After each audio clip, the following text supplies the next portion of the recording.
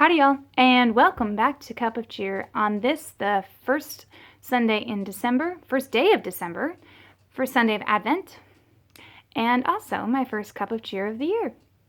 So if you've been following along for a long time or not, I don't know, but at Advent Sundays, I have tried the last few years to be more intentional about bringing Christmas back to Christ and sharing something scriptural during the Sunday series of my Cup of Cheer. I do videos throughout the month of December, a little off and on, a lot more random during the week than on Sundays. But today I wanted to talk to you a little bit about Luke 1, which we went over today at my church, and my thoughts on it. It's not like super in-depth or anything, it's just some of my own heart thoughts on it. And maybe bring it back to you guys and your thoughts. So here we go. Luke 1, we read through, I think, 25 verses in Luke 1.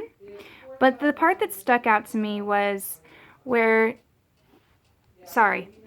for you that don't know. Luke 1 introduces this couple, Zechariah and Elizabeth, and they are quite elderly. And an angel appears. I'm very much cutting this down, so please read it yourself. Putting the verses down at the bottom too. An angel appears to Zechariah and tells him that Elizabeth is going to be with child, and then begins to tell Zechariah about this child that he's going to have, that he should name John, and that in verse 17, chapter 1 of Luke, verse 17, he will turn many of the sons of Israel back to the Lord their God. It is he who will go as a forerunner before him in the spirit and power of Elijah, to turn the hearts of the fathers back to the children, and the disobedient to the attitude of the righteous, so as to make ready a people prepared for the Lord. That again was Luke 1:17. Yeah, just 17. So it talks about John as this forebearer, this preparer of the people for Christ.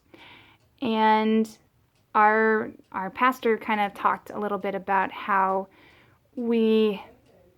Christmas wouldn't feel like Christmas if we didn't prepare everything just right in time for Christmas. It would just look like another day. And it really made me stop and think about how it's true that we do tend to prepare the Christmas tree or the perfect Christmas playlist or the best parties or the best outfits or whatever it may be for Christmas. And if those things don't turn out right, it doesn't really feel like Christmas. But how many of us actually prepare our hearts for Christ during this time? How many prepare ourselves for the meaning of his coming, which is pretty huge stuff. And I just wanted to take a second to encourage you as individuals and maybe as families to talk over what this might mean for you in your life at Christmas time. I myself plan to try to do that during this coming week. And so that's my challenge for today and my little thought for today from Luke 1. And I hope that you and yours had a wonderful Thanksgiving. If you spent it alone, I hope that you still had a Thanksgiving where you were able to see the blessings in your life. And stay safe, y'all. From me and mine to you and yours, a very Merry Christmas and a cup of good cheer. Bye.